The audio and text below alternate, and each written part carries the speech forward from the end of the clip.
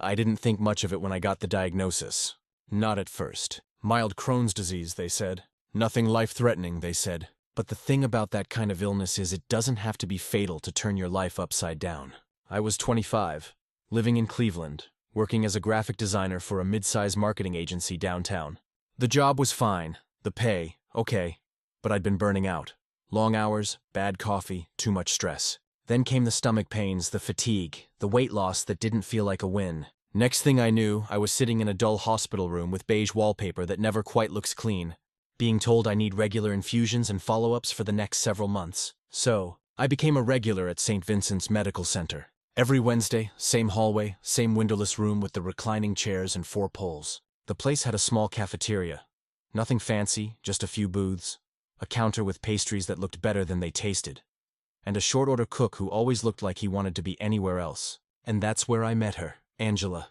She wasn't a doctor, just worked the food line during lunch hours, wore a white uniform with her name tag a little crooked, and her dark auburn hair tied back into a lazy bun. She looked maybe late 30s, early 40s. Not the kind of beauty that hits you right away, but the kind that grows on you until it's the only face you notice in a crowd. At first, I was just another patient with a hospital band and a tired expression. She gave me coffee the first time.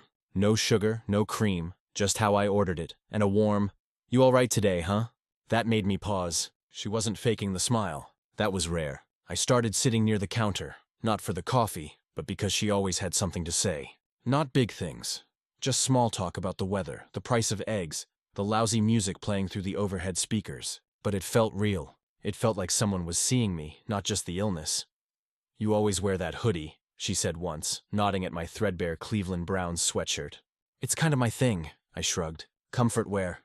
"I think it's falling apart," she teased. "Like me," I grinned. We both laughed a little too hard for such a dumb line. But that was the moment. Something shifted. It was nothing big, just a little click, like a door quietly unlocking. I didn't know it yet, but that's when the story really began. By the 3rd week, I stopped pretending it was just about the appointments. I'd show up early, grab a seat in the waiting area outside the infusion wing, and wait for the clock to crawl toward noon. Angela's shift. The nurses started recognizing me. "You like being early," one said with an annoying look. I just shrugged and smiled. It wasn't about being early. It was about her. Angela started remembering my usuals. Turkey sandwich, light mayo, no tomato, black coffee. Even if it was past lunch. And every time I walked into that cafeteria, she'd lift her chin slightly, like she was half surprised to see me and half expecting me all along. "You back already, Hoodie?" she said once, grinning as she set my coffee down. "Just can't stay away," I said, trying to keep my voice light. She raised an eyebrow but didn't say anything. Just handed me the tray and went back to wiping down the counter. That day, I sat closer than usual. There was a lull in the lunch rush, and I caught her leaning on her elbows, scanning something on her phone. She looked tired in a way that went beyond work, like someone who'd had to be strong for a little too long. "You ever get a break around here?" I asked. She looked up. "A real one?" "Not really. You want to sit?" She hesitated, like the idea was so unusual it hadn't occurred to her. But then she untied her apron, slid into the booth across from me and said, "Only got 10 minutes. 10 turned into 20. We talked about stupid stuff at first. Bad cafeteria food, patients who complained about everything, the weather getting weirdly warm for October. But then it shifted. She told me about her son, Alex, 14. Moody, plays guitar but refuses lessons. About her ex-husband who moved to Florida and sends Christmas cards without signing them. About her own migraines that she never mentions to anyone at work. I listened, not out of pity, just because I wanted to know. Her world felt so grounded, so different from mine. She wasn't chasing anything. She just showed up every day for everyone. I started waiting for Wednesdays like they were holidays. Not for the treatment, but for her. Once, as she stood to leave, she looked at me for a long second and said, "You remind me of someone I used to know." "Good someone or bad someone?" I asked. "The kind who stuck around too long, even when he didn't have to." She smiled. I didn't know what that meant at the time, but it stuck with me. That night, I lay in bed and realized I didn't just like talking to her. I liked her. I liked the way she saw people, the way she noticed small things, the quiet humor in her voice. And more than that, I liked how I felt when I was around her. Like I was more than just a patient. Like maybe, for the first time in a long time, I wasn't alone. It started with a favor. I had just finished my infusion for the week, and the nurse told me I needed to come back the next day for some additional blood work they forgot to schedule. It felt like a hassle, Honestly, I'd already arranged my week around Wednesday, but I didn't argue. Just nodded, pulled on my hoodie, and left. So, the next day, Thursday, I was back at St. Vincent's. Different energy on Thursdays. Quieter, less crowded. Even the vending machines seemed to hum softer in the hallway. When I passed by the cafeteria, I didn't expect to see Angela. I figured her shift would have ended by then. But there she was behind the counter, wiping down trays, her sleeves rolled up to her elbows, that same crooked name tag clinging to her collar like always. She looked up and blinked in surprise. "You again?" she said, not unkindly. "Didn't think I'd see you till next week." "Me neither," I said, stepping closer. "They messed something up with my labs. Told me to come back." Angela shook her head. "Sounds about right." She tossed the towel over her shoulder. "You want coffee? It's late, but I won't tell." I nodded and she poured me a cup. The cafeteria was nearly empty. Just a janitor in the corner and a woman flipping through a magazine near the window. We sat at the end booth, same as before. This time she didn't bother checking the clock. "You ever get tired of this place?" I asked. Angela leaned back. "Every single day, but it's a job. Pays what needs paying." There was a weight in her voice, not bitterness, just something settled, a quiet acceptance. "Do you ever do anything for yourself?" I asked. "Like not for your kid, not for work. Just for you." She paused, then laughed. "What a question." "No, I guess I don't. I didn't mean to, but I said it anyway." "Then let me take you out sometime." Angela went still. Her fingers tapped lightly on theorem of her paper cup. "Sean, that's sweet. But I'm 13 years older than you, I noticed." She smirked a little. "That's not a deal breaker. Not even close." She studied me, her eyes steady and unreadable. And then to my surprise, she said, "I'm off tomorrow at 5. That was it. No promises, no nervous laughter, just a quiet opening. The next day, Friday, I showed up outside the hospital entrance. I didn't know what I expected, but when Angela stepped out, not in scrubs or an apron, but jeans, boots, and a charcoal coat, she looked different. Not younger, just more herself. We went to a little diner near the lake, the kind with vinyl booze and a jukebox that still worked if you fed it quarters. We talked about her favorite movies, her childhood in Akron, her dream of running a plant shop one day. I told her about my half-finished graphic novel, the one I never show anyone. About how I used to skip class in high school just to ride buses to places I'd never been. When we walked out, it was already dark. Wind off the lake, sharp and cold. I offered her my hoodie as a joke. She laughed and shook her head. Then she looked at me for a second too long. "I haven't done something like this in a long time," she said quietly. "Me neither," I replied. She didn't say anything else, just slipped her hand into mine like it was the most natural thing in the world. And right there, on a cold Cleveland night, standing beneath a flickering street lamp, I realized we just crossed the line. Neither of us said it out loud, but we both knew we weren't going back. It was Angela's idea. We were sitting on her living room couch one rainy Tuesday night. Her son was at a friend's. The TV was on mute, and I had one sock half off, stretched out, too relaxed to move. She looked over at me, twirling the stem of her wine glass between her fingers. "You ever been to Geneva on the lake?" she asked suddenly. I blinked. "Can't say I have." "Then we're going," she said, standing up like it was already decided. Days later, on a Thursday, we drove out. Geneva is only about an hour east. This little lakeside town with old diners, arcades, wineries, and that kind of sleepy charm you don't appreciate until you're older or tired enough to notice. We took her car. I let her drive. She insisted it was her treat. It was early spring, the trees just beginning to bud, the lake still gray and restless. The town was mostly empty, too early for tourists. But the air felt clean, sharp, like it knew we were there to breathe something different. We got lunch at this place called Eddie's Grill.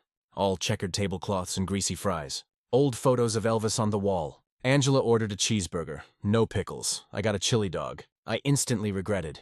We sat by the window watching the waves through a smudge-streaked glass pane. She kept one hand wrapped around her coffee mug, the other resting close to mine on the table, never quite touching. "You ever wish you could just start over?" she asked like a clean slate. She nodded. "No hospital shifts, no exes, no bills or custody weekends. Just pick a spot on the map and go." I thought about it. "Yeah," I said, "but only if I can take you with me." She smiled soft and private. That kind of smile you don't share with anyone else. Later, we walked along the shoreline. Most of the shops were still boarded up for the season, but the arcade was open.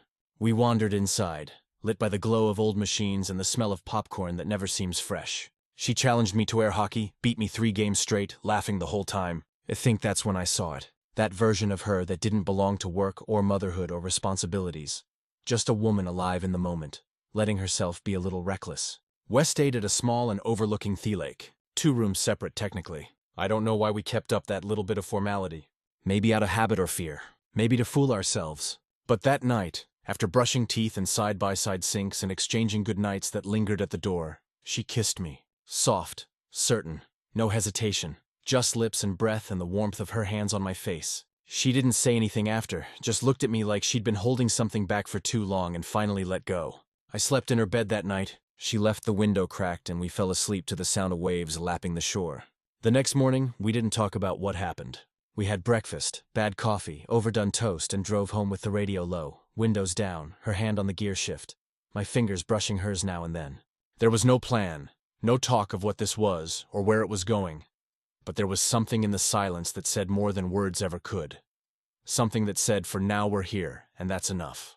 We never talked about labels, never sat down and tried to define what was happening between us. But something shifted after Geneva. Subtle, at first. She started texting me good morning. I started bringing her favorite snack. Those little chocolate-covered almonds she always pretended not to like. I noticed the way her voice softened when I was around, and she started to notice when my stomach flared up, telling me to sit, not argue. There was something comforting about the way we slipped into each other's lives without trying too hard. Angela didn't try to be anyone else around me. When she was tired, she let it show. When she was frustrated, she didn't fake a smile, and I like that. I liked that I didn't have to be strong or charming or funny. I could just be there. The hospital appointments continued and I kept showing up early always. We meet in the cafeteria, same booth. Some days we didn't talk much. Some days we laughed like kids. And some days, well, we just sat quiet, comfortable. But outside those walls, the world was still spinning. One evening we were in her kitchen. Her son Alex was in his room, guitar turned low. I was leaning against the counter, sipping a beer. She was chopping vegetables for a stir-fry, hair pinned up messily, no makeup. Just one of my old hoodies draped over her shoulders like it belonged to her now. "You should talk to him," she said suddenly. I frowned. "Alex?" She nodded. "He knows something's going on. He's not a kid anymore." I shifted. "You sure it's time?" She paused. "I don't know, but I don't want to hide you." The words hit deeper than I expected. I didn't realize until then how much I'd been waiting for her to say that like a quiet vote of confidence. So I tried. The next time I was over, I knocked on his door. "Hey," I said, "can I come in?" He looked up from his guitar, shrugged. Sure, it wasn't easy. I didn't want to overstep. Didn't want to be some random guy invading his life. But I told him the truth. That I cared about his mom. That I wasn't looking to replace anyone. That I'd stick around if he'd let me. He didn't say much, just nodded and asked if I played guitar. I didn't. But I said maybe he could teach me sometime. That seemed to break the ice. Angela smiled when I told her later. Said he hadn't smiled like that in weeks. That night after Alex had gone to bed, she curled up next to me on the couch, blanket over our legs, her fingers tracing light patterns on my forearm. "You're good with him," she whispered. "I'm trying," she kissed my shoulder. "It's more than I expected, more than I thought I'd ever get again." I didn't know what to say to that, so I just kissed her forehead and held her tighter. But even as we sank deeper into each other, I could feel something shifting under the surface. She started working longer shifts. I started feeling more tired, more distracted. Maybe it was the treatment catching up. Maybe it was the routine settling in, softening the spark. Whatever it was, we didn't talk about it. Not yet. We just kept moving forward, hoping the quiet wouldn't turn into distance. It was my idea this time. Angela had been stretched thin between work, Alex's school stuff, and a plumbing disaster that flooded half her laundry room. I could see it wearing on her, even when she tried to mask it with jokes. "Let's get out of town," I said one night while we were folding laundry on her couch. She looked at me skeptical. "Where would we go?" "Hawking Hills. Just for the weekend. I'll book the cabin. No hospital, no alarms, no mails, just us." She hesitated for a second too long, and I thought she'd say no, but then she nodded. "Okay, just us. We left Friday afternoon." The drive took a few hours, winding down into the forested southern part of the state, where the trees were taller, the roads quieter. The air smelled like moss and wood smoke. By the time we reached the cabin, dusk was settling in. It wasn't anything fancy, just a 2-bedroom place with creaky floors and a stone fireplace, but it felt like something outside of time. We didn't do much that night, just cooked pasta, opened a bottle of wine, and sat out on the porch wrapped in a blanket, listening to the wind rustling the trees. Angela leaned into me, warm and silent. "You ever think about leaving Cleveland?" she asked. I shrugged. "Sometimes, but I never have a reason big enough." She didn't answer, just sipped her wine, watching the trees. The next day we hiked a bit. Not anything strenuous, just a trail through Ash Cave and up toward Cedar Falls. Angela wore this old hoodie of mine again, and I couldn't stop looking at her. Not because she looked younger or dressed different, but because in the quiet of the woods, she looked light, untethered, like Cher remembered what it felt like to breathe. We had lunch on a bench overlooking the waterfall. Sandwiches wrapped in foil, hands a little cold, knees touching. Used to come here with my parents, she said. Before everything got complicated, before grown-up life, I said. Exactly. She looked at me then, and there was something in her eyes. Something deeper than warmth. A kind of fear, maybe, or awareness. We're different, Sean. I know. I mean, you could be doing anything. Dating someone your age, planning your life out. I took her hand. I'm not interested in someone else. I'm here with you. She didn't pull away, but she didn't answer either. That night back at the cabin, we made love with the kind of quiet urgency that comes from knowing you're on borrowed time. Not in a sad way, just real, honest, like two people pressing themselves into memory, trying to slow something down that already had momentum. After she fell asleep with her head on my chest, her breathing slow and even, I stayed awake for a while, staring at the ceiling, listening to the night. There was no big fight, no cruel words, but I could feel it. Something unspoken growing between us, something inevitable. She was drifting inward back into her world. Andy was still standing on the porch, knocking, not sure if I'd be let in again. We didn't break up. There was no slammed door, no final message, no tearful goodbye. Just space, a slow unraveling, a quiet turning away. It started with little things. Angela got a promotion at the hospital, not a huge one, just enough to shift her hours and add more meetings to her evenings. I tried to be happy for her, and I was mostly, but it meant fewer mornings at the cafe, fewer lazy Thursdays at her place. Then I started freelancing on the side. Small design gigs I picked up from friends off friends. It gave me something to focus in, and it helped pay off the mounting bills from the treatments. But it also pulled me away piece by piece into my own orbit. We still saw each other, still texted, still called. But even our messages grew shorter, less warm, more, "Running late or did you eat? Dan, I miss you." One night, I stopped by her place without warning. She opened the door in slippers, phone in hand, her hair up in a quick twist that said she didn't expect anyone. Her smile was soft but a little strained. "Hey," I said, awkwardly holding up a bag of takeout. "Thought I'd surprise you?" She let me in. We ate in the kitchen, sitting side by side at the counter like two people who used to be something more. Alex didn't come out of his room that night. She didn't call for him and I didn't ask. After dinner, she did the dishes while I dried. It felt familiar, comfortable. But I could feel the space between us, invisible and unmistakable. Later, we sat on the couch. No blanket, no leaning in. She looked at me with tired eyes. "Do you ever feel like we're just waiting for something to end?" I didn't answer. Not because I didn't have an answer, because I had too many. "I don't want to hurt you," she added. "You're good, Sean. You were what I needed when I didn't even know I needed anything." I swallowed hard. "You were that for me too." She nodded. "Maybe we're just at different points now." I didn't stay the night. There wasn't a big reason, just a quiet understanding. I kissed her cheek before leaving. She didn't ask me to stay. I didn't ask if she wanted me to. The following weeks were a blur. Work, checkups, days that blended into each other. I stopped going to the hospital cafeteria. She stopped texting first. I didn't delete her number, just stopped looking for her name on my screen. I don't think either of us meant to let it go.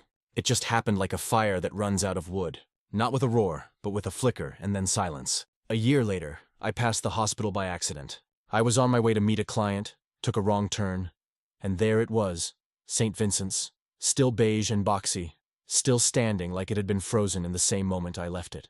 I didn't stop, just slowed down long enough to see the cafeteria sign, the lot half full, a nurse pushing a cart across the entry. And I thought of her, but it wasn't a sharp thought.